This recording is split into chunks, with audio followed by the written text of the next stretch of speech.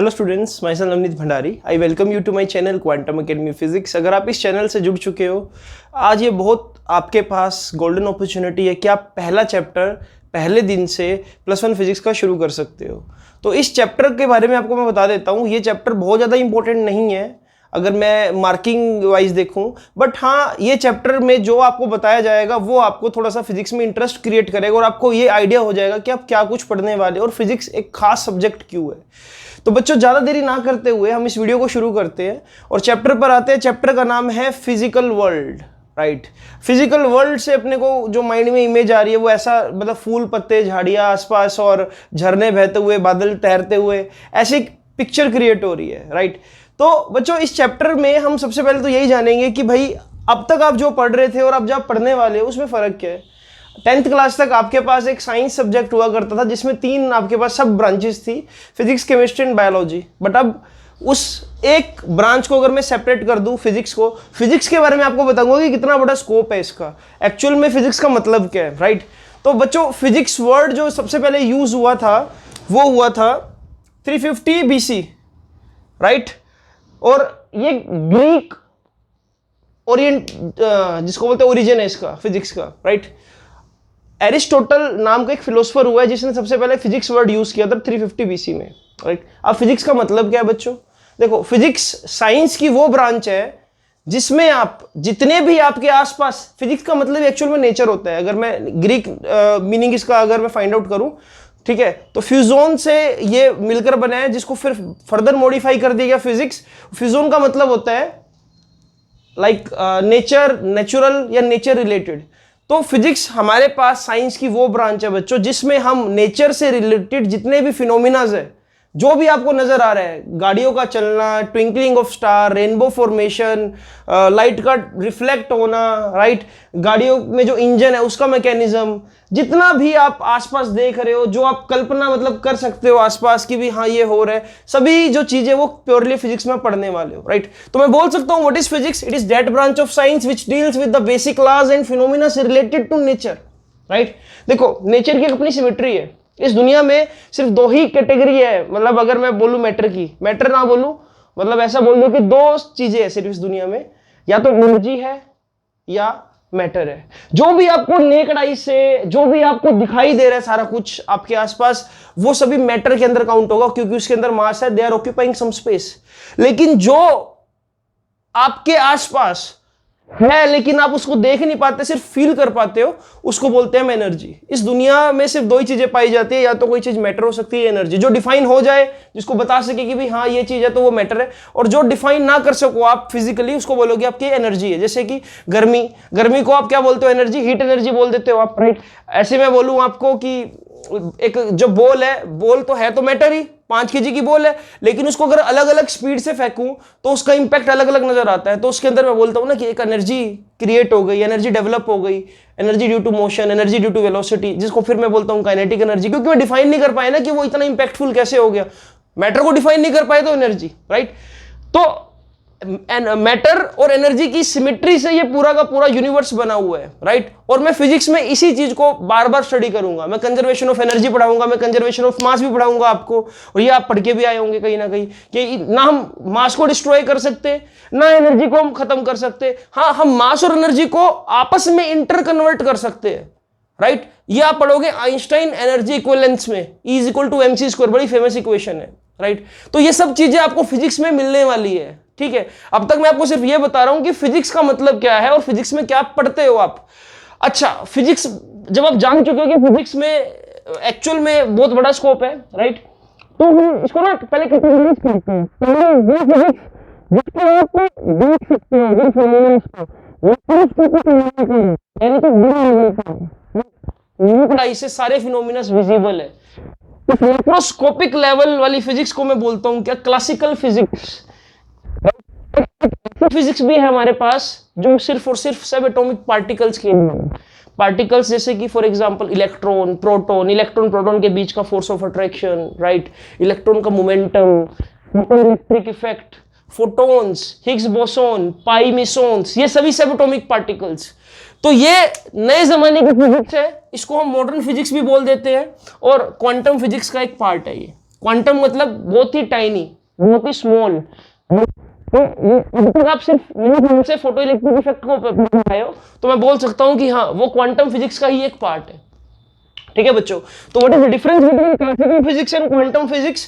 Classical physics microscopic phenomena बोल सकता हूँ, जो मैं नेकड आई से देख सकता हूँ, विजुअलाइज कर सकता हूँ।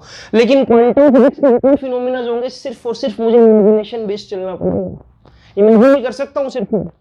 तो आई होप कि आपको फिलहाल ये डिफरेंस क्लियर हो गया होगा बच्चों। आप चाहो तो डिफिनेशन लिख सकते हो, राइट? तो बच्चों जब आप ये डिफरेंस समझ चुके हो कि क्लासिकल फिजिक्स और क्वांटम फिजिक्स में डिफरेंस क्या है, अब आपको ये भी पता होना चाहिए कि क्लासिकल फिजिक्स के अंदर भी कई सारे और सब ब्रांचेस आती है फिजिक्स की। जैसे कि फॉर एग्जांपल अगर मैं बोलूं कि मुझे सिर्फ और सिर्फ मोशन को स्टडी करना है, भाई गाड़ी जो चल रही है, राइट, उसमें कुछ वेलोसिटी है, मेरे सामने जो टावर है वो रेस्ट पर है, एक्सेलरेशन क्या है, वेलोसिटी एक्सेलरेशन में क्या रिलेशन है, टाइम वेलोसिटी एस पोजीशन, ये सब ग्राफ्स वगैरह जब आप पढ़ते हो, राइट, 9th क्लास में आपके पास चैप्टर भी था। तो जब भी बात होगी मोशन से related, without knowing cause of motion, मैं बोलूं कि भाई गाड़ी चल रही है और मुझे इस बात से कोई लेने देना नहीं है कि गाड़ी क्यों चल रही है, कौन सा इंजन है, कितने सीसी का इंजन है, गाड़ी का कलर क्या है और उसके चलने की वजह क्या है, जब मैं इन चीजों को काटा मार दूंगा और मैं सिर्फ ये बात करूंगी गाड़ी चल रही है, तो उस ब्रांच को बोलूंगा मैं kinematics. That branch of physics which study or which deals with the motion related problems, or you can say uniform velocity, uniform acceleration, ऐसी चीजें जब आप पढ़ोगे। देन हमारे पास आती है एक ब्रांच मैकेनिक्स, हालांकि कहीं ना कहीं मैकेनिक्स का ही पार्ट है काइनेमेटिक्स, बट फिर भी मैं आपको सेपरेटली बता रहा हूं। मैकेनिक्स फिजिक्स की वो ब्रांच है जहां पर I will actually study about cause of motion. Mechanics में क्या पढ़ोगे आप? Force and laws of motion पढ़ोगे सबसे पहले तो, राइट। इसके अंदर रोटेशनल मोशन भी समझ सकते हो आप, राइट। जितना भी मैकेनिज्म है, लाइक कनेक्टेड मोशन हो गया, पुली ब्लॉक सिस्टम हो गया, एलिवेटर हो गया, राइट, एक्शन रिएक्शन प्रॉब्लम्स हो गई, ठीक है। गाड़ी चल रही है तो फ्रिक्शन भी होगा, ये फ्रिक्शन, फोर्स, ये सब फिनोमिनाज जो एक्चुअल में किसी ऑब्जेक्ट को एक्सेलरेशन प्रोवाइड कर रहे हैं, या मैं बोल सकता हूं रेस्ट से मोशन में लेकर जा रहे हैं, मोशन से रेस्ट में लेकर आ रहे हैं, causes of motion you can से। तो ये सभी चीजें मैं पढ़ूंगा बेटा कहां पर? मैकेनिक्स में। मैकेनिक्स एक बहुत वास्ट मतलब ब्रांचेस में बहुत कुछ आ जाएगा। देन हमारे पास एक ब्रांच आती है थर्मोडायनामिक्स फिजिक्स में, सभी विजिबल है और आप ये फील कर पा रहे होंगे ना, जितना गाड़ियों के मोशन की बात करूं, विजुअलाइज कर सकते हो आसपास।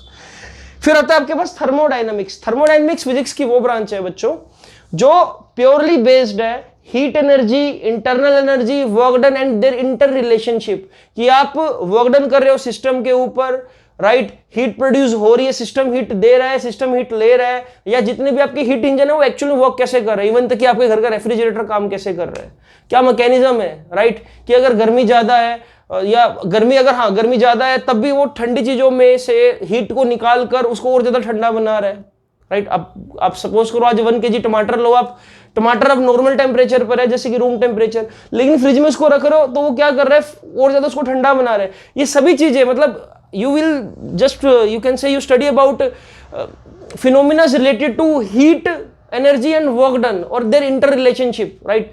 तो हीट से रिलेटेड जितने भी फिनोमिना आपके पास आएंगे मैं बोल सकता हूं कि वो थर्मोडायनेमिक्स का पार्ट होगा। देन एक हमारे पास ब्रांच आती है बच्चों इलेक्ट्रोडायनामिक्स। इलेक्ट्रोडायनामिक्स, जहां डायनामिक्स पढ़ते हो ना, डायनामिक्स का मतलब क्या होता है? Something is moving, something like you can से मोशन में, सब है ना। इलेक्ट्रो का मतलब चार्ज, तो चार्ज जब भी मोशन में होगा तो करंट इलेक्ट्रिसिटी आपके पास आ जाएगा, magnetic effect of electric current आ जाएगा। ये सब चीजें विजिबल है कहीं ना कहीं, है ना, मैग्नेट्स का मैकेनिज्म, राइट। इलेक्ट्रिसिटी देखो इलेक्ट्रिसिटी विजिबल नहीं है ये बात मानते हो, लेकिन उससे रिलेटेड फिनोमिना तो विजिबल है। तो ऐसी फिजिक्स की ब्रांच जो इन सब चीजों में डील करे, चार्ज के मोशन से रिलेटेड फिनोमिनाज में, तो मैं बोलूंगा क्या? ये इलेक्ट्रोडायनामिक्स। अब ये ना बोलना कि सर चार्ज को हम देख नहीं सकते, आई एम सेइंग चार्ज से रिलेटेड फिनोमिना को आप देख सकते हो।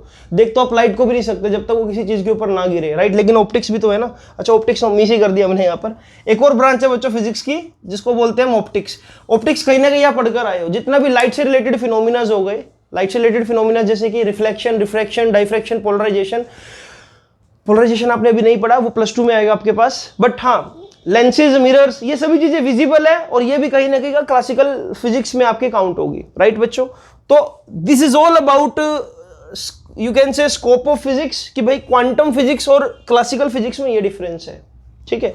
इतना बहुत है, इतना ब्रीफ कर दिया आपको, तो बस आपको क्या एक आइडिया हो गया कि ठीक है। और एक चीज और, +1 में आप प्योरली क्लासिकल फिजिक्स पढ़ोगे बच्चों, क्वांटम फिजिक्स आपके पास स्लाइटली जो आएगी वो आएगी +2 में, राइट। एक पूरा मतलब 3 चैप्टर्स का कॉम्बिनेशन आएगा आपके पास, जिसको बोलते हैं मॉडर्न फिजिक्स। वहां पर आप बहुत कुछ जानोगे, जितना आपने भी केमिस्ट्री में पढ़ा है, राइट, कि फोटो इलेक्ट्रिक इफेक्ट, मैं भी आपको वहां पढ़ाऊंगा, लेकिन बहुत ही अलग एंगल से पढ़ाऊंगा। आपने भी एटम्स का अंदर की सारी कहानी पढ़ी है कि उसके अंदर ऑर्बिट्स है, मैं आपको ऑर्बिट्स की रेडियस निकालनी सिखाऊंगा, मैं आपको ऑर्बिटल मोशन के बारे में बताऊंगा, इलेक्ट्रॉन की फ्रीक्वेंसी, टाइम पीरियड, सब कुछ कैलकुलेट करके दूंगा आपको, क्योंकि वो फिजिक्स का पार्ट है। तो कहीं ना कहीं क्वांटम फिजिक्स आपके पास, या मैं बोल सकता हूँ मॉडर्न फिजिक्स आएगी, लेकिन +2 में आएगी। तो +2 की जो फिजिक्स है वो बेसिकली 80% या आप बोल सकते हो 70% चार्जेस से रिलेटेड है, ठीक है। तो ये सब जानने के बाद कि स्कोप क्या है फिजिक्स का बच्चों, मुझे ये पता होना चाहिए कि फिजिक्स की रेंज कितनी बड़ी है। देखो, मैं फिजिक्स में या तो पढ़ सकता हूं एक न्यूक्लियस साइज को, या मैं पढ़ सकता हूं पूरे यूनिवर्स को, यही रेंज है। इसके बाहर, यूनिवर्स के बाहर तो आप जाते नहीं। ब्लैक होल भी कहीं ना कहीं यूनिवर्स का पार्ट है, अगर आप ब्लैक होल किसी के माइंड में आ रहा हो तो। अगर मैं बात करूं कितने मतलब मास की रेंज क्या है, मास को मैं कहां से कहां तक पढ़ सकता हूं। इस दुनिया का सबसे छोटा particle which carry mass and independent is that particle is basically electron. Electron का मास कितना होता है इस ऑर्डर ऑफ मैग्नीट्यूड का, 10⁻30 kg, है ना। 10⁻30 kg का मतलब है कि 1 में 1 के बाद 30 जीरो और लगा दो, इतना टाइम होता है कि इलेक्ट्रॉन, राइट। और मैक्सिमम मास क्या पढ़ सकता हूं मैं, यूनिवर्स का मास, पूरे यूनिवर्स का, जिसके अंदर सन, अर्थ, प्लूटो, आपका सैटर्न, सारा कुछ, सारे प्लेनेट और सारे आपके स्टार्स आ गए। कितना हो गया, 10⁻55 kg, यानी कि 1 के बाद 55 जीरो से लगा दो, काउंट करो, देखो कितनी बड़ी फिगर बन जाती है, राइट। तो इतना मास होता है यूनिवर्स का। तो मेरी मास की रेंज ये है फिजिक्स में कि मैं इतने मास से लेकर इतने मास तक, और इनके बीच में जितने भी मास आएंगे उन सब को मैं क्या स्टडी करूंगा, ठीक है। अर्थ का मास इनके बीच में कहीं लाई करेगा, राइट। आप बोल रहे हो आप टावर का मास इन दोनों के बीच में लाई करेगा। जस्ट इमेजिन, और सोचो क्या सोच सकते हो, प्रोटॉन का मास इन दोनों के बीच में लाई करेगा। एटम का मास भी इन दोनों के बीच में लाई करेगा। बुर्ज खलीफा इन दोनों के बीच में लाई करेगा, राइट। तो सब कुछ जो भी आप पढ़ोगे वो मास रेंज इन दोनों के बीच में कहीं ना कहीं होगी। देन अगर मैं टाइम की बात करूं तो टाइम भी मैं बोल रहा हूं आपको 10⁻22 सेकेंड। यू कैन से ये वो टाइम पीरियड है कि एक जब न्यूक्लियस में से कोई अल्फा पार्टिकल एमिट होता है, राइट। अब आपको ये बताना पड़ेगा थोड़ा सा, मुझे देखना, मैं बता देता हूं। जनरली जो एक एटम होता है बच्चों, एटम का जो डायमीटर आप पढ़ते हो डेट इज 10⁻10 मीटर, जिसको बोलते हैं 1 एंगस्ट्रॉम। एटम के अंदर न्यूक्लियस है जिसके ऊपर पॉजिटिव चार्ज है, क्योंकि इसके अंदर प्रोटॉन्स है और प्रोटॉन्स के ऊपर पॉजिटिव चार्ज है। और मैं बोल सकता हूं न्यूट्रॉन का तो कोई रोल है ही नहीं यहां पर अभी चार्ज में। तो क्या होता है बच्चों, जब अल्फा डीके होता है तो इस न्यूक्लियस में से कुछ अल्फा पार्टिकल बाहर की तरफ निकलते हैं। तो अल्फा पार्टिकल को सिर्फ और सिर्फ 10⁻22 सेकेंड का टाइम लगता है बाहर निकलने में। रैपिडली बाहर निकलते हैं, ठीक है। तो मिनिमम टाइम ये है जो मैं फिजिक्स में पढ़ सकता हूं, और मैक्सिमम टाइम क्या है, 10⁻18 सेकेंड। इसको बोलते हैं लाइफ ऑफ सन का जो लाइफ टाइम है वो ये है 10⁻18 सेकेंड। ये कई अरबों करोड़ों साल बन जाएगा इसको अगर आप काउंट करोगे तो, ठीक है। तो टाइम की रेंज पता लग गई, राइट। इसको मैं 1 न्यूक्लियन सेकेंड भी बोल सकता हूं, या इसका एक पर्टिकुलर नाम है, नाम आपको बता देता हूं। इसका जो पर्टिकुलर नाम है that is time taken by light to cross 1 nuclear distance. तो वही चीजें जो मैं आपको बता रहा हूं, यहाँ लाइट जो है बेसिकली, अब ये बहुत लंबा फिनोमिना है। अगर मैं आपको इलेक्ट्रोमैग्नेटिक बताऊं कि भी अल्फा रेडिएशन ये सब कुछ, तो जस्ट इतना याद रखो कि ठीक है रेंज ही है 10⁻22 सेकेंड से 10⁻18 सेकेंड। साइज, कितने साइज की बात करता हूं मैं, देखो न्यूक्लियस का साइज मैंने आपको बताया कितना, 10⁻15। न्यूक्लियस से छोटी चीज में फिजिक्स में नहीं पढ़ता, पहली बात। और यूनिवर्स से बड़ी चीज नहीं पढ़ता मैं। यूनिवर्स का साइज कितना है, 10⁻26 मीटर। ये कई अरबों करोड़ों किलोमीटर होंगे अगर आप इसको काउंट करो। 10 मतलब 1 के बाद 26 जीरो लगाओ, जरा देखो कितना डिस्टेंस होता है, कई अरबों करोड़ों किलोमीटर। और सबसे छोटा डिस्टेंस क्या है, ये। तो इसके बीच में जितने भी डिस्टेंस है वो मैं फिजिक्स में पढ़ूंगा, राइट। अर्थ से लेकर सन तक का डिस्टेंस 1 एंगस्ट्रॉम यूनिट, वो आपको मैंने पढ़ाया था, वो भी इसके बीच में कहीं ना कहीं आएगा, है ना। 10⁻19, 10⁻5। तो this is range of physics बच्चों। मास की रेंज इतनी है, टाइम की रेंज इतनी है, और साइज की रेंज इतनी है जो मैं फिजिक्स में पढ़ता हूं, ठीक है। तो इसको एक बार आप नोट डाउन कर लो अगर आपने करना हो। अब इससे आगे चलते थोड़ा सा। तो बच्चों अब जब हम स्कोप पढ़ चुके हैं, रेंज पढ़ चुके हैं, तो हमको इस बात का भी पता होना चाहिए कि फिजिक्स का बाकी ब्रांचेस जैसे कि केमिस्ट्री, बायोलॉजी, मैथ्स और एस्ट्रोनॉमी, इन सब से क्या रिलेशन है, क्या इनका फिजिक्स में कोई रोल है या फिजिक्स का इनके साथ कोई इंटर रिलेशनशिप है, ये हम जानते हैं। देखो फिजिक्स एक बहुत वास्ट सब्जेक्ट है जो इन सभी के साथ कहीं ना कहीं एक रिलेशनशिप रखता है। किस तरह की रिलेशनशिप कि भाई फिजिक्स का कहीं ना कहीं इन सभी सब्जेक्ट्स में यूज होगा। जैसे कि वन बाय वन हम अभी देखो फिजिक्स बड़ी खुश है क्योंकि इसके बहुत सारे दोस्त हैं, मैंने डायग्राम बना रखा है। सबसे पहले हम बात करते हैं मैथ्स की। सबसे पक्का दोस्त, सबसे इसका जो क्लोज फ्रेंड है वो मैथ है। जहां पर भी फिजिक्स होगी वहां मैथ आपको जरूर मिलेगा, चाहे वो डिफरेंशिएशन की फॉर्म में मिले, चाहे वेक्टर की फॉर्म में मिले, चाहे मल्टीप्लिकेशन की फॉर्म में मिले, चाहे इंटीग्रेशन की फॉर्म में मिले, चाहे ट्रिग्नोमेट्री की फॉर्म में मिले। तो सबसे क्लोज जो फ्रेंड है दैट इज मैथ। मैथ के कई टूल्स फिजिक्स में यूज होंगे और फिजिक्स मैथ्स के बिना अधूरी है। समझ पा रहे हो? तो केमिस्ट्री का फिजिक्स में क्या रोल है या फिजिक्स केमिस्ट्री आपस में इंटरलिंक्ड कैसे है? देखो केमिस्ट्री में जब आप एटम्स को पढ़ते हो, स्ट्रक्चर ऑफ एटम्स को पढ़ते हो या जितने भी आप सब एटॉमिक पार्टिकल्स को पढ़ते हो, कहीं ना कहीं वो फिजिक्स में भी आपको पढ़ने को मिलेंगे। फिजिक्स में आपको थोड़ा सा क्या इसको और गहराई से पढ़ने को मिलेगा, क्योंकि अगर आप जैसे केमिस्ट्री में पढ़ रहे हो कि एटॉमिक साइज पढ़ लिया चलो आपने, ठीक है, और सब एटॉमिक पार्टिकल्स को पढ़ लिया, लेकिन उन सब एटॉमिक पार्टिकल्स की जो मैकेनिक्स है, सब एटॉमिक पार्टिकल्स की मैकेनिक्स, क्या बोल रहा हूं मैं, क्वांटम मैकेनिक्स। एक देखो मैंने क्या एक हाइब्रिड सब्जेक्ट बना दिया। क्वांटम का मतलब क्या था? जिसको आप देख नहीं सकते, सिर्फ इमेजिनेशन बेस्ड, और मैकेनिक्स का मतलब जिसको आप देख सकते हो। तो एक सब्जेक्ट बनता है क्वांटम मैकेनिक्स, एमएससी में आपके पास आएगा अगर आप एमएससी करोगे तो। क्वांटम मैकेनिक्स में आपको क्या पढ़ने को मिलेगा? इलेक्ट्रॉन का मोमेंटम, इलेक्ट्रॉन कोलाइड हो रहा है, फोटोन, प्रोटॉन्स, इन सब से रिलेटेड जो मैकेनिक्स है, समझ पा रहे हो, या इनका काइनेमेटिक्स आप बोल सकते हो। तो केमिस्ट्री और फिजिक्स इस तरह से आपस में एक दूसरे के क्लोज आ गए। बायोलॉजी और फिजिक्स में क्या इंटर रिलेशन है? बायोलॉजी में आप यूज करते हो माइक्रोस्कोप, राइट, स्पायरोमीटर, स्पेक्ट्रोस्कोपी। जब आप एक सेल को ऑब्जर्व करते हो तो वहां पर आपको लेंसेज की जरूरत पड़ती है ना, कंपाउंड माइक्रोस्कोप, इलेक्ट्रॉन माइक्रोस्कोप।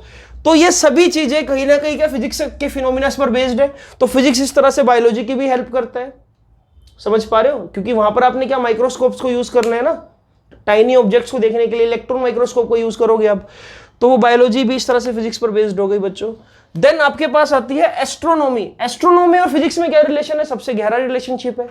जितने भी प्लेनेटरी मोशन है आपका, कि अर्थ का जो ग्रेविटेशनल फोर्स मून पर लग रहा है, या मैं बोलूं सन का बाकी 9 प्लैनेट्स पे लग रहा है, वो भी तो आप पढ़ते हो फिजिक्स में। तो इस तरह से एस्ट्रोनॉमी को समझने में भी फिजिक्स ने बहुत हेल्प करी। इसके बाद आता है आपके पास सिस्मोलॉजी।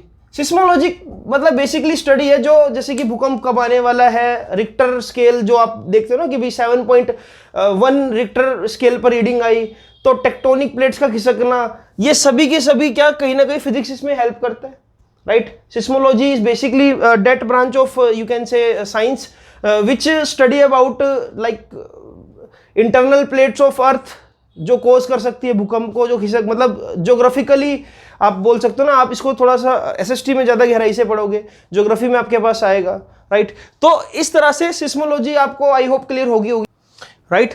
तो सिस्मोलॉजी इज ऑल अबाउट कि भाई अर्थक्वेक कब आने वाला है, प्लेट्स, अर्थ की क्रस्ट का जो नेचर है, पिघलना उसका, तो इस सारी चीज़ों में क्या फिजिक्स का कहीं ना कहीं रोल है, राइट। इसके बाद आपके पास है meteorology. It is all about weather forecasting, कि कब बादल बन रहे हैं, विंड कैसे, लाइक जैसे कि अभी एम्फान आया था, है ना, तो हमको पहले पता लग गया कि इसकी स्पीड 136 किलोमीटर पर आवर रहने वाली है, ये इतने टाइम में यहाँ पर पहुंच जाएगा। तो उसको कैलकुलेट करने में भी कहीं ना कहीं फिजिक्स का रोल है, राइट। अगर आपको पता लग जाए कि भाई इसकी स्पीड ये है तो आप टाइम कैलकुलेट कर पाओगे कि भाई ये तूफान यहाँ पर टकरा सकता है, राइट। या जो विंड से जो क्लाउड्स फॉर्मेशन हो रही है। तो इस तरह से मेटीरियोलॉजी में भी या वेदर फोरकास्टिंग में भी फिजिक्स बहुत इंपॉर्टेंट रोल प्ले करती है। तो एक और आपके पास ब्रांच है जियोलॉजी।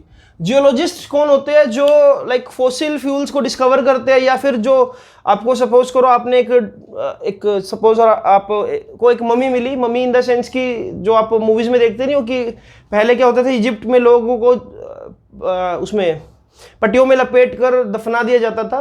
तो आज जब उनकी लाशें मिलती है तो हम बता देते हैं कि भाई हाँ ये तो 4000 साल पुरानी है मम्मी, ये, या 5000 साल पुरानी है, या जो भी आपको कोई लाइक गोल्ड मिलता है तो आप बता सकते हो ये आज से 200 साल पहले यूज होते थे। तो जियोलॉजिस्ट क्या करते हैं? कार्बन डेटिंग का यूज करते हैं प्लैंट्स की एज निकालने के लिए, या एक टेक्निक होती है डाइफ्रेक्शन। डाइफ्रैक्शन टेक्निक से भी हम किसी भी फॉसिल की एक्चुअल एज बता पाते हैं। तो वो डाइफ्रैक्शन आप कहाँ पर पढ़ते हो? फिजिक्स में पढ़ते हो वो भी, इसलिए फिजिक्स बहुत खुश है कि सारे के सारे मुझ पे कहीं ना कहीं डिपेंड है, राइट। इसके फेस पे तभी इतनी बड़ी स्माइल है। तो इस तरह से फिजिक्स का कनेक्शन है इन सबके साथ, राइट। तो ये बात भी आपको पता होनी चाहिए। नोट्स में आपको सब कुछ मिल जाएगा। मेरा आज का काम क्या है कि इस लेक्चर में मैं आपको ब्रीफ कर पाऊँ कि फर्स्ट चैप्टर में क्या क्या है। जनरली आपको फर्स्ट चैप्टर नहीं मिलेगा, मतलब हर कोई टीचर इतना बोदर भी नहीं करता कि हाँ इसको पढ़ाया जाए, बट ठीक है, आपकी डिमांड पर ये एक वीडियो शूट किया जा रहा है इस चैप्टर के ऊपर, जो कि इनफ है आपको ये बताने के लिए कि फिजिक्स का स्कोप क्या है और क्या क्या इसमें पढ़ने वाले हो। तो इसको थोड़ा पेशेंटली आपको सुनना पड़ेगा, क्योंकि इसमें आपको हो सकता है अपने न्यूमेरिकल्स करके आए हो पहले, काइनेमेटिक्स, तो हो सकता है वीडियो आपको बोरिंग लगे, बट स्टिल इंटरेस्टिंग आपको बनानी पड़ेगी खुद से, ये जानकर कि भी हाँ फिजिक्स बहुत ज़्यादा वाइड स्कोप रखती है अगर आपको इंटरेस्ट है।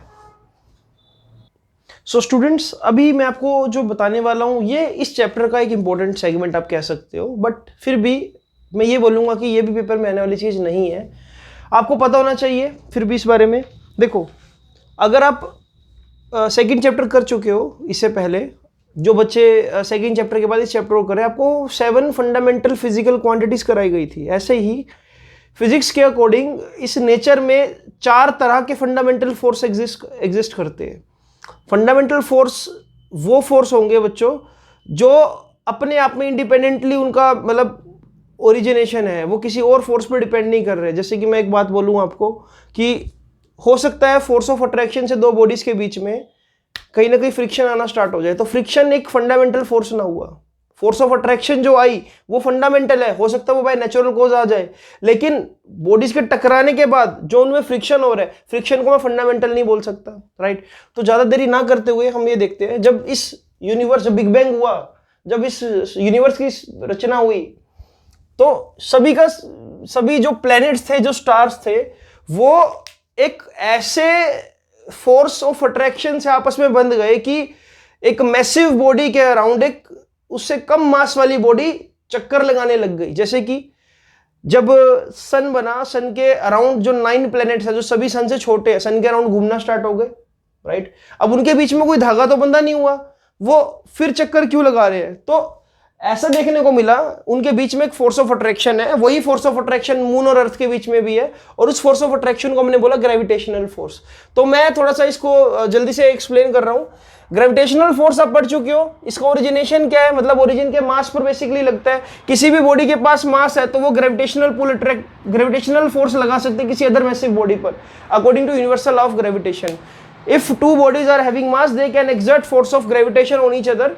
आपको बताया भी गया होगा ये चीज, F = G m1 m2/r², जब आप छोटे थे 2 साल पहले, राइट। तो मासेस पर डिपेंड करता है। एक चीज जो इंपॉर्टेंट है कि लॉन्ग रेंज फोर्स है ग्रेविटेशनल फोर्स जो है, और ये वीकेस्ट फोर्स है इस दुनिया का। अभी मैं इनका रेशो भी बताऊंगा कि कौन कितना कैसे स्ट्रॉन्ग है, बट अभी के लिए इस दुनिया का सबसे वीकेस्ट फोर्स कौन सा है? ग्रेविटेशनल फोर्स, फंडामेंटल फोर्सेज में से सेंट्रल फोर्स है। अभी सेंट्रल फोर्स का मतलब एक बार समझ लो, जैसे कि अगर यहां पर मास 1 है m1, तो इसके सेंटर ऑफ मास से लेकर इसके सेंटर ऑफ मास, दूसरी बॉडी के सेंटर ऑफ मास तक का जो डिस्टेंस होगा, जो लाइन सेंटर से सेंटर को ज्वाइन कर रही है, इसके लॉन्ग फोर्स एक्ट कर रहा है ये वाला। मतलब कि इस फोर्स की डायरेक्शन ऐसे नहीं कि बॉडी यहां पर है और ये बॉडी को यहां पर ऐसे धकेल रहा है, नहीं, ये इसको बिल्कुल सेंटर को अपनी तरफ अट्रैक्ट कर रहा है। तो the force which acts along line joining the centre of mass is called central force, right. तो सेंटर से लेकर सेंटर तक ये बिल्कुल ऐसे है बच्चों। अगर आपको थोड़ा सा और मैं विजुअलाइजेशन देने की कोशिश करूं, एक लड़का है, उसके बिल्कुल हमने पेट से इस बोए के पेट पर एक रस्सी बांध दी, दोनों के स्टमक को आपस में बांध दिया, ठीक है। तो मैं बोलूंगा इसके सेंटर से इसके बिल्कुल एग्जैक्ट सेंटर पर फोर्स लग रहा है, बट अगर यही रस्सी में इसके टांगों में बांध देता तो इसमें कहीं ना कहीं रोटेशन आ जाती है ना, तो ये ऐसे गिरता, ये सीधा सीधा ना खिसकता ऐसे, राइट। तो इस तरह से आप थोड़ा विजुअलाइज कर सकते हो कि सेंट्रल फोर्स का मतलब क्या है, राइट। तो ये चीज आपको पता लग गई। ओरिजिन क्या है? मास, जहां पर मास होगा वहां ग्रेविटेशनल फोर्स होगा। लॉन्ग रेंज फोर्स है, वीकेस्ट नेचर है इसका, बड़ा ही कमजोर फोर्स है, किसी भी बॉडी को आप ऐसे ही हाथ से भी सेपरेट कर सकते हो। सेंट्रल फोर्स पता लग गया। देन आपके पास एक और फोर्स आएगा जो आप +2 में पढ़ोगे, इलेक्ट्रोमैग्नेटिक फोर्स। इलेक्ट्रोमैग्नेटिक मतलब बेसिकली ये वो फोर्सेज है जो एलिमेंट्री चार्जेस के बीच में आपको देखने को मिलेंगे। जैसे कि मैं बोलूं कहाँ पर देखने को मिल सकता है, आप बोल सकते हो कि भाई आपने कभी छोटे होते ही करा होगा, एक स्केल लिया होगा, स्केल को रब करो तो ये कागज के टुकड़ों को अपनी तरफ अट्रैक्ट करने लग जाता है।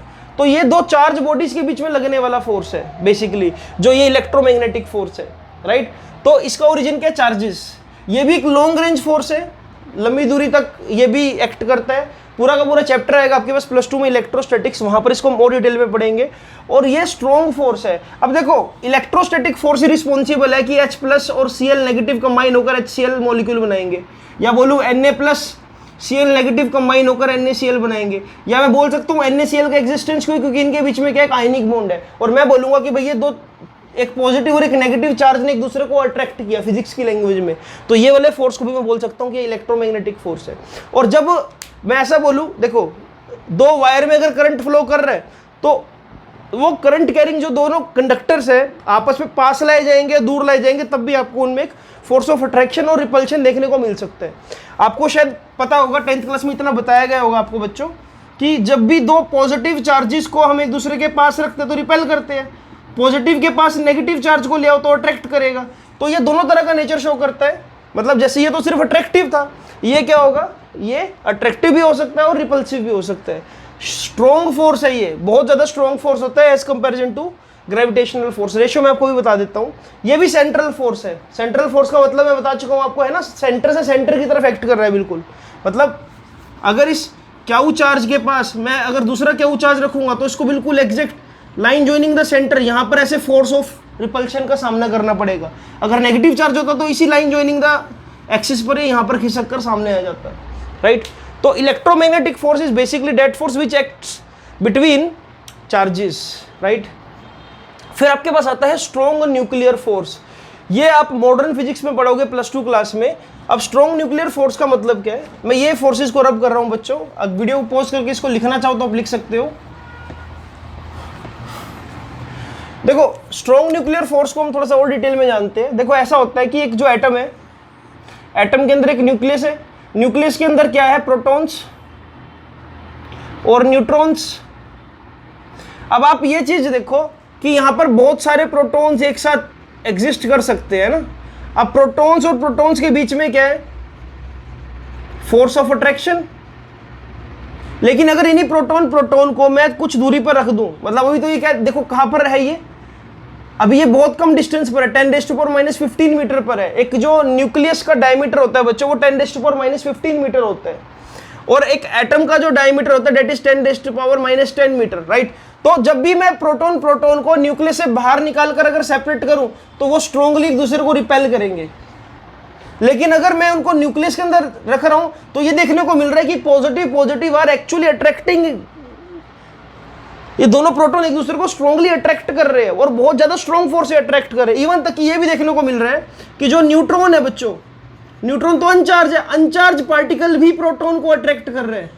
और इवन तक कि अनचार्ज पार्टिकल भी अनचार्ज पार्टिकल को अट्रैक्ट कर रहे हैं। न्यूट्रॉन के बीच में भी यही फोर्स है। यानी कि एक ऐसा फोर्स है जो न्यूट्रॉन के बीच में भी है, न्यूट्रॉन प्रोटॉन के बीच में भी है और प्रोटॉन के बीच में भी है। और जो सबसे अद्भुत बात यह है कि ये तीनों फोर्सेस बिल्कुल सेम तरह के हैं। यानी कि एक न्यूट्रॉन प्रोटॉन में उतना ही फोर्स होता है जितना प्रोटॉन में है, और उतना ही जितना प्रोटॉन न्यूट्रॉन में है, या उतना ही जितना न्यूट्रॉन में है, मैं ऐसा बोलूं, राइट। तो एक ऐसा फोर्स जो न्यूक्लियॉन्स पर ही एक्ट कर रहा है, न्यूक्लियॉन्स इन द सेंस की एक न्यूक्लियस का एग्जिस्टेंस क्यों है? क्योंकि स्ट्रांगली बाउंडेड है प्रोटॉन्स और न्यूट्रॉन्स आपस में।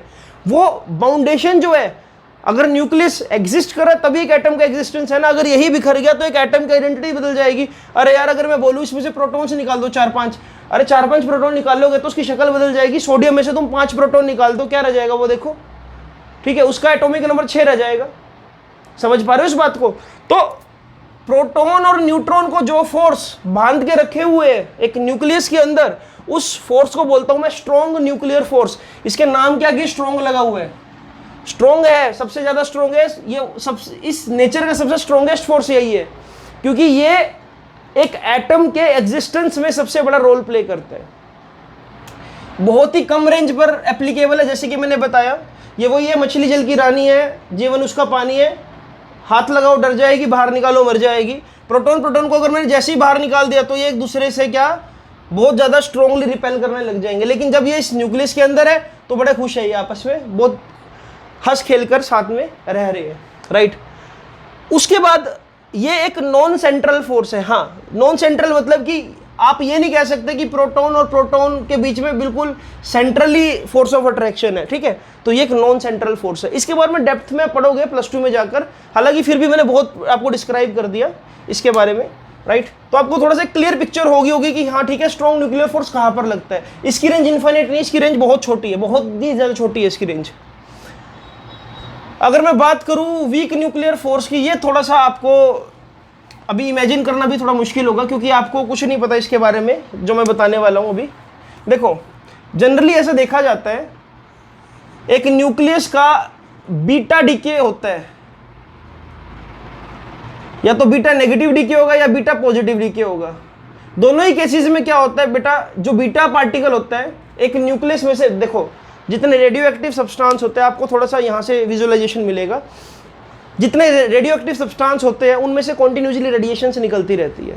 आपको पता होगा कि मैरी क्यूरी नाम की एक साइंटिस्ट थी, जिसके डायरी में से आज भी न्यूक्लियर रेडिएशंस कॉन्टिन्यूसली निकल रही है। उसका जो डेथ होने का रीज़न था वो यही था कि एक न्यूक्लियर ब्लास्ट, मतलब न्यूक्लियर रेडिएशंस का वो शिकार हो गई थी। ब्लास्ट तो नहीं बोलना चाहिए मुझे, वो न्यूक्लियर मतलब वो रेडियो एक्टिव सब्सटेंस पर रिसर्च कर रही थी, राइट। तो एक्चुअल में ऐसा देखा जाता है बच्चों, एक अनस्टेबल जो न्यूक्लियस है वो बीटा डीके शो करता है। और बीटा डीके दो तरह का होता है, पॉजिटिव बीटा डीके और नेगेटिव बीटा डीके, राइट। अभी आपको दोनों में से किसी चीज का कोई आइडिया नहीं है, तो बस ये समझो कि बीटा डीके में एक बीटा पार्टिकल नाम की कोई चीज होती है, जो कि एक फास्ट मूविंग इलेक्ट्रॉन है। होता क्या है, बीटा डीके के दौरान इस फास्ट मूविंग बीटा पार्टिकल के साथ एक न्यूट्रिनो नाम की चीज निकलती है। न्यूट्रिनो एक चार्जलेस मासलेस पार्टिकल होता है, जो एक इलेक्ट्रॉन के साथ साथ बाहर निकल जाता है। अब ये साथ साथ बाहर निकला है, इसका मतलब ये मैं बोल सकता हूं कि कहीं ना कहीं इलेक्ट्रॉन इस बीटा पार्टिकल, मतलब कहीं ना कहीं ये बीटा पार्टिकल इस एंटी न्यूट्रिनो या न्यूट्रिनो, देखो बीटा पॉजिटिव तो न्यूट्रिनो, बीटा नेगेटिव तो एंटी न्यूट्रिनो, दोनों के दोनों क्या है, एनर्जी का रूप है। मैं बोल सकता हूं या तो चार्जलेस मासलेस पार्टिकल है। इमेजिन करना थोड़ा सा मुश्किल है, क्योंकि +2 में डेप्थ में आएगा, क्योंकि तब तक आप बहुत सारे फिनोमिनस पढ़ चुके होंगे। बट मेरा काम है फिर भी मैं आपको वीक न्यूक्लियर फोर्स के बारे में बता सकूं। तो ये देखो, पहली बात, इनका ओरिजिनेशन क्या है, ये न्यूक्लियस के अंदर कहीं ना कहीं एक्ट कर रहे हैं। अब आप बोलोगे कि न्यूक्लियस में से इलेक्ट्रॉन कैसे निकल रहे हैं, तो ये सब चीजें आपको +2 में बताई जाएगी कि न्यूक्लियस में से इलेक्ट्रॉन कैसे निकलता है या क्या कुछ ये फिनोमिना है, ठीक है। तो बीटा डीके के दौरान बीटा पार्टिकल और एंटी न्यूट्रिनो का साथ साथ इंटरेक्ट करते हुए बाहर निकलना न्यूक्लियस से हमको ये बताता है कि कहीं ना कहीं बीटा पार्टिकल और इस न्यूट्रिनो में, या बीटा पार्टिकल और एंटी न्यूट्रिनो में कुछ फोर्स ऑफ अट्रैक्शन रहा होगा, या कुछ ऐस, या फोर्स ऑफ रिपल्शन भी आप बोल सकते हो, कुछ भी कह सकते हो, राइट। क्योंकि अनप्रेडिक्टेबल है, आप ये नहीं बोल सकते कि हमेशा अट्रैक्ट होगा, ये भी नहीं बोल सकते कि रिपेल होगा। आप ये बोलोगे कि भाई हाँ, एक फोर्स है जो कहीं ना कहीं इस दौरान मुझे देखने को मिल रहा है हमेशा बीटा डीके में, कि इलेक्ट्रॉन के साथ चार्जलेस मासलेस पार्टिकल बाहर निकल कैसे रहे, राइट। इसकी रेंज भी बहुत कम है, 10⁻⁻15 मीटर विद इन न्यूक्लियस काम करता है ये भी। और ये इसका नाम वीक है, हाँ ये भी वीक है, लेकिन वीकेस्ट नहीं है। आपको सिर्फ इतना पता होना चाहिए कि भाई वीक न्यूक्लियर फोर्स क्या है, एलिमेंट्री पार्टिकल पे एक्ट करता है, और जब बीटा डीके होता है तब आपको देखने को मिलता है, राइट। रेंज क्या है, बहुत छोटी रेंज है और वीक नेचर का है। वीक न्यूक्लियर फोर्स जो है वो बेशक वीक है, लेकिन वीकेस्ट नहीं है। सबसे वीकेस्ट फोर्स कौन सा है, ग्रेविटेशनल फोर्स। मैं एक रेशो लिख रहा हूं, अगर मैं ग्रेविटेशनल फोर्स को 1 बोल दूं, तो जो वीक न्यूक्लियर फोर्स होगा, यानी कि ये वाला वीक न्यूक्लियर फोर्स, इसको बोल सकता हूं ये ग्रेविटेशनल फोर्स है 10⁻25 टाइम्स स्ट्रॉन्ग है। और इलेक्ट्रोमैग्नेटिक जो फोर्स है, जो मैंने दूसरे नंबर पे आपको बताया था, तो इलेक्ट्रोमैग्नेटिक फोर्स को मैं बोल सकता हूं वो 10⁻36 टाइम्स होगा। और स्ट्रॉन्ग न्यूक्लियर फोर्स ये वाला, तो ये होगा 10⁻38 टाइम्स। इससे मुझे ये पता लगा कि सबसे स्ट्रॉन्ग क्या है, स्ट्रॉन्ग न्यूक्लियर फोर्स, फिर इलेक्ट्रोमैग्नेटिक फोर्स, फिर weak nuclear force, then gravitational force. This is all about fundamental forces. आपको सिर्फ नाम पता होना चाहिए और ये पता होना चाहिए कि रेंज क्या है और कौन कितना स्ट्रॉन्ग है, बस डेट से इतनी इन्फॉर्मेशन काफ़ी है। अब इसके बाद थोड़ा सा आगे चलते हैं इस चैप्टर में। तो बच्चों जब भी आप फिजिक्स पढ़ते हो या केमिस्ट्री पढ़ते हो तो आपके पास एक टर्म और आती है कंजर्वेशन। कंजर्वेशन ऑफ एनर्जी पढ़ा होगा, कंजर्वेशन ऑफ मास पढ़ा होगा, कंजर्वेशन ऑफ मोमेंटम पढ़ा होगा। तो इस तरह से कुछ लॉज है हमारे पास, कंजर्वेशन लॉज, जैसे कि कंजर्वेशन ऑफ चार्ज आप पढ़ोगे, कंजर्वेशन ऑफ मास पढ़ोगे, कंजर्वेशन ऑफ एनर्जी पढ़ोगे, कंजर्वेशन ऑफ मोमेंटम पढ़ोगे, कंजर्वेशन ऑफ एंगुलर मोमेंटम पढ़ोगे। तो इन सबको थोड़ा सा मैं ब्रीफ कर देता हूं आपके लिए बच्चों। कंजर्वेशन ऑफ चार्ज का मतलब, अच्छा एक चीज और, ये सभी के सभी लॉज तब वैलिड है जब सिस्टम आइसोलेटेड हो। अब आइसोलेटेड सिस्टम का मतलब क्या होता है? आइसोलेटेड सिस्टम का मतलब कुछ ऐसे है जैसे कि फॉर एग्जांपल आज विधि का पढ़ने का मन है तो उसने अपने आप को आइसोलेट कुछ ऐसे किया, अपने घर के सबसे आखिरी वाले वो स्टोर रूम में गई, मतलब बिल्कुल अंदर की तरफ, और स्टोर रूम को भी लॉक कर लिया, उसके बाहर के दरवाजे को भी लॉक कर दे, उसके बाहर के गेट को भी लॉक कर दे और ताला लगा दिया और चाबी वानी को दे दी और बोल रही कि आज मुझे कोई डिस्टर्ब ना करो, मुझे आज फिजिक्स में अच्छा स्कोर करना है। तो मैं बोलूंगा कि अभी वो बिल्कुल आइसोलेटेड हो गई, वो बिल्कुल अनडिस्टर्ब है सभी चीजों से, उसको कोई डिस्टर्ब नहीं कर रहा है। तो जब कोई सिस्टम बेसिकली क्या होता है, सिस्टम का डेफिनेशन, जो भी चीज पूरे यूनिवर्स में आपके अंडर ऑब्जर्वेशन है। जैसे कि अगर मैं चाय बना रहा हूं तो चाय का जो वो लाइक क्या बोलते हैं उसको, जो जिसमें आप चाय बना रहे हो वो मेरे लिए सिस्टम है। अगर मैं सपोज करो आज लेक्चर शूट कर रहा हूं तो ये रूम मेरे लिए सिस्टम है जो मेरे अंडर ऑब्जर्वेशन है, राइट। अगर मैं पतंग उड़ा रहा हूं तो पतंग मेरे लिए सिस्टम है और बाकी सारा कुछ सराउंडिंग है। तो हमको कंजर्वेशन ऑफ लॉज में इस चीज की बहुत ज्यादा नीड होती है आइसोलेटेड सिस्टम की। अगर मैं कोई चीज को स्टडी कर रहा हूं तो बाहर से कोई डिस्टर्बेंस ना आए, राइट। कंजर्वेशन ऑफ चार्ज का मतलब यह, देखो आपको 10th क्लास में बताया गया होगा कि भाई आप बैलेंसिंग द रिएक्शन करते हो, सीधी सीधी बात है, लेफ्ट हैंड साइड में जितने नंबर ऑफ एटम्स है राइट हैंड साइड में उतनी होने चाहिए। यानी कि जितना लेफ्ट हैंड साइड में चार्ज होगा उतना राइट हैंड साइड में आपके पास चार्ज है ना। अगर यहाँ पर 10 Na है और 4 आपके पास ऑक्सीजन है तो वहां पर भी 10 Na और 4 ऑक्सीजन होंगे, राइट। तो यानी कि नंबर ऑफ फ्री इलेक्ट्रॉन्स आपने बैलेंस कर दिए, है ना। तो हमेशा एक केमिकल रिएक्शन में चार्ज कंजर्व रहता है बच्चों, राइट। एक केमिकल रिएक्शन में आप पढ़ते हो mass of reactant is always equal to mass of product, but ये सिर्फ आप केमिस्ट्री में पढ़ते हो। मैं आपको ये भी बताऊंगा कि मुझे ऐसा बोलना चाहिए, मास एनर्जी कंजर्व होती है केमिकल रिएक्शन में, ठीक है। अगर मैं मास एनर्जी बोल रहा हूं तो मैं बिल्कुल एक्यूरेटली बोल रहा हूं। मैं आपको एक एग्जांपल देता हूं बच्चों, आप कभी नोटिस करो कि सपोज करो कोई कंपाउंड ए किसी कंपाउंड बी से रिएक्ट किया, अचानक क्या मिला आपको, A B plus very large amount of heat मिली। एनर्जी पैदा कैसे हो गई? Energy can neither be created nor be destroyed. ये एनर्जी बनी कहां से? इतनी ज्यादा हाईली एक्सोथर्मिक रिएक्शन देखने को मिलती है आपको कई बार। अगर मैं न्यूक्लियर रिएक्शन की बात करूं, न्यूक्लियर रिएक्शन में आपको बहुत कई लाखों डिग्री सेल्सियस तक का टेम्परेचर प्रोड्यूस हो जाता है। आपने अब ये एनर्जी इतनी प्रोड्यूस कैसे कर पाए? एनर्जी अपने आप पैदा तो होगी नहीं, राइट। तो मैं ऐसा बोल सकता हूं कि during a chemical reaction mass energy is always conserved. Mass conserve बोलोगे तो यार देखो 10th लेवल तक हर कोई टीचर आपका चेक भी कर देगा और आपको बोल भी देगा कि चलो ठीक है mass of reactant is always equal to mass of product. But actual में आपको ये देखने को मिलेगा जो मास ऑफ रिएक्टेंट होगा वो स्लाइटली ग्रेटर देन होगा मास ऑफ प्रोडक्ट से, क्योंकि इसका कुछ मास का हिस्सा, मैं बोल सकता हूं डेल्टा एम, किसमें कन्वर्ट हो गया है? एनर्जी में। Mass and energy are inter convertible, ये बात आपको पता होनी चाहिए। अकॉर्डिंग टू आइंस्टाइन की जो फेमस रिलेशन है, एनर्जी और मास को हम इंटर कन्वर्ट कर सकते हैं, राइट। कभी इन फ्यूचर +2 में आपको बाइंडिंग एनर्जी वाला कंसेप्ट समझाऊंगा, मास डिफेक्ट बताऊंगा, तब आपको ये चीजें बहुत गहराई से बताऊंगा। तो अगर आप केमिकल रिएक्शन में पढ़ रहे हो कि मास इज ऑलवेज कंजर्व, तो कहीं ना कहीं मेरी नजरों में वो गलत है। मास एनर्जी आपस में कंजर्व है कि मास थोड़ा सा एनर्जी में कंजर्व हो गया, सिस्टम वही का वही है। जैसे कि मैंने स्टार्टिंग में बताया था आज आपको कि दुनिया में या तो मैटर है या एनर्जी है, आपस में इनका चलता रहता है कि भाई ठीक है एनर्जी का कुछ पार्ट मास में और मास का कुछ पार्ट एनर्जी में कन्वर्ट किया जा सकता है। एनर्जी को स्क्वीज कर दिया जाए तो शायद मास बन जाए, मास को अगर हम फैलाना स्टार्ट कर दे लाइट की स्पीड से तो एनर्जी में कन्वर्ट हो जाए। तो ये बात अपने को पता होनी चाहिए। एनर्जी कंजर्वेशन ऑलवेज फॉलो होता ही, आपको पता ही है। अगर एक बॉल को मैं ड्रॉप करूंगा, अभी इसके पास प्योरली क्या है? Potential energy. नीचे आते आते ग्राउंड से टकराते वक्त इसके पास सारी की सारी पोटेंशियल एनर्जी किसमें कन्वर्ट हो जाएगी बच्चों? काइनेटिक एनर्जी में। कंजर्वेशन ऑफ एनर्जी के बहुत से एग्जांपल आप अपनी डेली लाइफ में देख सकते हो। लीनियर मोमेंटम, लीनियर मोमेंटम भी कंजर्व होता है आइसोलेटेड सिस्टम का। इसका सबसे कॉमन एग्जांपल क्या? Gun bullet problem. बुलेट को जब भी आप गन से फायर करते हो, मोमेंटम को कंजर्व करने के लिए, देखो बुलेट गई सामने की तरफ, अब मोमेंटम को कंजर्व करना है, मतलब जितना मोमेंटम पहले था उतना ही रखना है। तो इसलिए क्या, गन क्या आ जाएगी पीछे की तरफ, ऐसे आपको एक जर्क लगेगा पीछे की तरफ, बुलेट आगे गन पीछे। क्यों? क्योंकि मोमेंटम को कंजर्व करना है।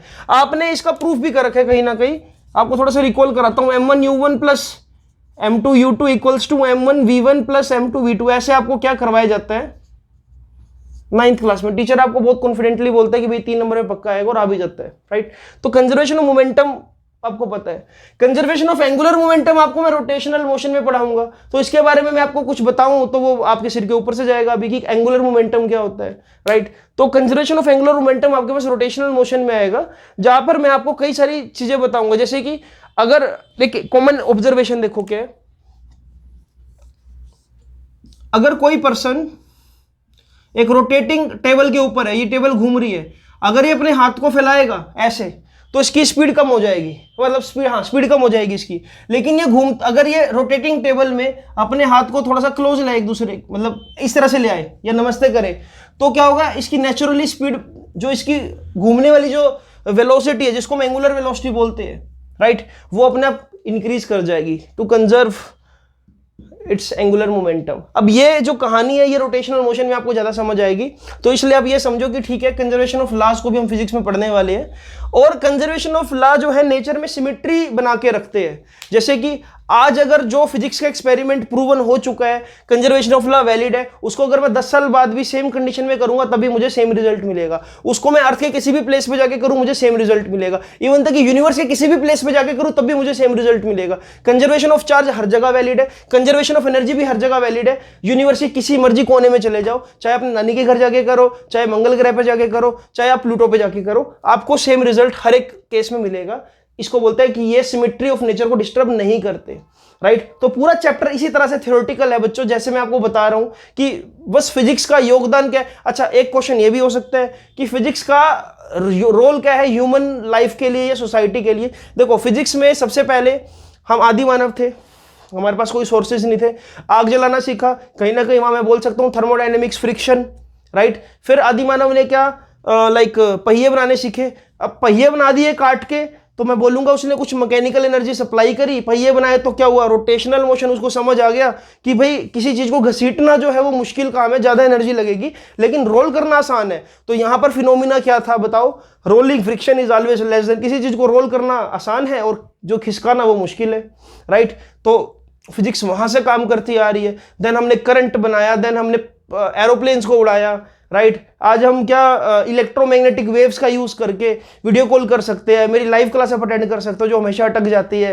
राइट। तो ये सभी ह्यूमन लाइफ को जो मेजर डिस्कवरी दी है वो कहीं ना कहीं फिजिक्स ने दी है। अब हमारी फिजिक्स में कई तरह के फेमस साइंटिस्ट आए। सबसे पहले जैसे कि मैं बात करूं, आइजैक न्यूटन का नाम लेते हैं हम। आइजैक न्यूटन ने एक्चुअल में बताया कि लॉज ऑफ मोशन के बारे में, वो शेप वाली कहानी आप सबने सुनी है, राइट। एक्शन रिएक्शन पेयर उसने समझाए, उसने उसी चीज को फिर कहां पर सन और अर्थ पर अप्लाई कर दिया, आपको यूनिवर्सल लॉ ऑफ ग्रेविटेशन दे दिया, राइट। उसके बाद फिर आपको बताया गया इलेक्ट्रिसिटी के बारे में, मैग्नेट्स के बारे में, ओस्टेड एक्सपेरिमेंट आया। उसके बाद आपको माइकल फेराडे ने क्या बताया कि आप सिर्फ करंट से ही मैग्नेट नहीं बना सकते, मैग्नेट का यूज करके भी करंट बना सकते हो। आपने इंड्यूस करंट को पैदा करना सीखा। Nikola Tesla, Thomas Edison, Maxwell, कई तरह के साइंटिस्ट हैं जिन्होंने current, alternate current, electromagnetic waves, इन तरह की डिस्कवरीज दी, राइट। फिर आया आपके पास कौन, अल्बर्ट आइंस्टाइन, जिसने उन सब की डिस्कवरी को कहीं ना कहीं क्या सोच में डाल दिया, थ्योरी ऑफ रिलेटिविटी देकर, राइट। अब थ्योरी ऑफ रिलेटिविटी बहुत बड़ा कंसेप्ट है अपने आप में, इसके बारे में कभी जरूर चर्चा करेंगे। So this is all about physics की, हाँ इन लॉ ऑफ नेचर्स को आप, मतलब इन सब चीजों को आपने पढ़ना है, राइट। और फिजिक्स का बाकी सब्जेक्ट्स में क्या रोल है, आपने क्या क्या पढ़ना है फिजिक्स में। तो अल्टीमेटली बच्चों एक दो बात और मैं आपको बताता हूं अभी।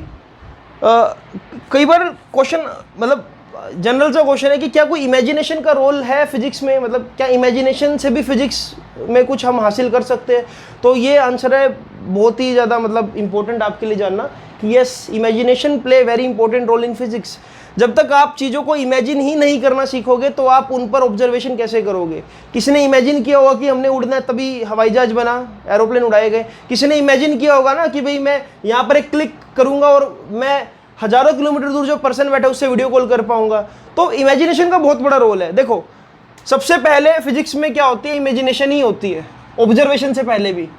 हाँ, कि क्या कल्पना कर सकते हैं हम इस चीज़ की, जैसे कि आज हम कल्पना करते हैं कि एलियंस है या नहीं है, राइट। तो अभी देखो, सबसे पहले इमेजिनेशन ही होगा कि हाँ एलियंस हो भी सकते हैं। इमेजिनेशन है कि शायद मंगल ग्रह पर हम क्या ह्यूमन लाइफ का सर्वाइवल हो सकता है इन फ्यूचर। अर्थ पे से रिसोर्सेज खत्म हो रहे हैं तो हम मंगल ग्रह पर शिफ्ट हो जाते हैं, ठीक है, इमेजिनेशन है। उसके बाद क्या होगा, ऑब्जर्वेशन। कोई भी एक एग्जाम्पल उठा लो आप, कोई मर्जी एक एग्जाम्पल, राइट। जैसे कि अगर हम फ्यूचरिस्टिक होकर बात करें, हमने पहले इमेजिन किया कि क्या मंगल ग्रह पर जीवन पॉसिबल है, इमेजिन करा 10-15 साल, और फिर उसको ऑब्जर्वेशन में लाने के लिए मैंने क्या किया, हबल टेलीस्कोप से सरफेस को ऑब्जर्व किया, ठीक है। वहाँ पर देखा कि टेम्परेचर क्या है मंगल ग्रह का, सरफेस टेम्परेचर क्या है, राइट, और वहाँ पर किस तरह का एटमॉस्फेयर है, ऑक्सीजन का अमाउंट कितना है, उसके अंदर नाइट्रोजन का अमाउंट कितना है, राइट। और फिर मैंने क्या किया, ऑब्जर्वेशन के लिए और डीप ऑब्जर्वेशन के लिए अपना एक स्पेस शटल वहाँ पर भेज दिया, जो मुझे वहाँ से पिक्चर्स भेज रहे हैं। ऑब्जर्वेशन के बाद आप क्या करोगे, ऑब्जर्वेशन के बाद आप क्या दोगे, एक एक्सप्लेनेशन दोगे। एक्सप्लेनेशन कैसे, इन दोनों का कॉम्बिनेशन, आपने इमेजिन किया, ऑब्जर्व किया, आप फिर एक्सप्लेनेशन दे रहे हो कि हाँ ह्यूमन लाइफ के सर्वाइवल के लिए ये चीज़ें जरूरी है और वो हमको वहाँ पर इतने % मिल गई है तो हम इतने ह्यूमन को वहाँ पर शिफ्ट कर सकते हैं आने वाले 10 सालों में, राइट। और एक्सप्लेनेशन के बाद आप एक थ्योरी तैयार करते हो और हो सकता है उसका फिर एक मैथमेटिकल एक्सप्रेशन आप तैयार कर दो, राइट। अब मंगल ग्रह वाले केस में सिर्फ ये बात यहाँ तक वैलिड है। अब मैथमेटिकल अगर आप बात कर रहे हो, जैसे कि फॉर एग्जांपल सबसे पहले इमेजिन किया गया कि भाई कुछ ना कुछ तो है जो सन यहाँ पर से यहाँ पर मुझे चलता हुआ नजर आ रहा है। लोगों को लगता था कि यार सन यहाँ पर सुबह सुबह दिखता है और फिर सन बिल्कुल अपोजिट 180 डिग्री के एंगल पर यहाँ पर क्या गायब हो जाता है। इमेजिनेशन चलती रही, ऑब्जर्वेशन करी, किससे, टेलीस्कोप से ऑब्जर्वेशन करी हमने। जब गैलीली ने टेलीस्कोप बनाया, हमने समझा एस्ट्रोलॉजी के हम थोड़ा क्लोज आए कि एक्चुअल में प्लेनेटरी मोशन क्या है, राइट, एक्चुअल में मूवमेंट कैसे हो रही है। उसके बाद एक्सप्लेनेशन दी गई कि भाई तुम लोग किसी अंधकार में जी रहे हो, तुम अब तक ये बोल रहे हो कि सन जो है वो अर्थ के चारों तरफ घूम रहा है, बट एक्चुअल में सन के अराउंड सारा कुछ घूम रहा है, राइट। तो एक्सप्लेनेशन दी गई, फिर इस पर थ्योरी बनाई गई, क्या दिया गया, यूनिवर्सल लॉ ऑफ ग्रेविटेशन, और फिर उसको मैथमेटिकली ढाल दिया गया। आप ये तो पता लग गया कि फोर्स लग रहा है, कोई फोर्स ऑफ अट्रैक्शन, लेकिन वो फोर्स किस पर डिपेंड कर रहा है, तो आपने फिर एक मैथमेटिकल एक्सप्रेशन दे दिया Gm1m2/r²। ये हर एक चीज में वैलिड है बच्चों, हर एक चीज में वैलिड है। अगर आप डिस्कवरी ऑफ एटम की बात करो, इमेजिनेशन की गई पहले कि भाई हाँ यार किसी ने सोचा होगा अगर मैं एक ईट को तोड़ना स्टार्ट करूँ, पाउडर बना दूँ, पाउडर को भी डिवाइड करना स्टार्ट करूँ तो क्या, इमेजिनेशन। फिर ऑब्जर्वेशन की गई, एक्सपेरिमेंट्स परफॉर्म किए गए, फिर एक्सप्लेनेशन दी गई। सबसे पहले डोल्टन ने एक्सप्लेनेशन दी, फिर थॉमसन ने एक्सप्लेनेशन दी, फिर किसने दी, थॉमसन के बाद रदरफोर्ड आया, फिर आया बोहर, ठीक है। तो इस तरह से एक्सप्लेनेशन सबकी आई, सबकी थ्योरी आई और सभी ने कुछ ना कुछ मैथमेटिकल एक्सप्रेशन दिया, राइट। तो ऐसे ही सभी एक्सपेरिमेंट काम करते हैं बच्चों। सबसे पहले आप इमेजिन ही करोगे, इमेजिनेशन का बहुत बड़ा रोल है फिजिक्स में। और इस चैप्टर में जितना मैं एक्सप्लेन कर सकता था, अब कई बच्चों को चैप्टर बोरिंग भी लग सकता है क्योंकि कोई इतना क्यों सुनना चाहेगा अगर आप न्यूमेरिकल करने में ज़्यादा इंटरेस्ट रखते हो। बट ठीक है, आपको ये मतलब इस शॉर्ट लेक्चर में ये पता लग गया होगा कि हाँ फिजिक्स का स्कोप क्या है, फिजिक्स की रेंज क्या है, क्या क्या फिजिक्स में पढ़ सकते हैं, और ठीक है फिजिक्स को सोचा किस तरह से जा सकता है। क्योंकि फिजिक्स जो है बच्चों, कहीं ना कहीं मानो या ना मानो ये एक्चुअलिटी पर बिलीव करती है। हम कुछ भी मतलब ऐसा नहीं है कि फिजिक्स से हम डिफाइन ना कर सके।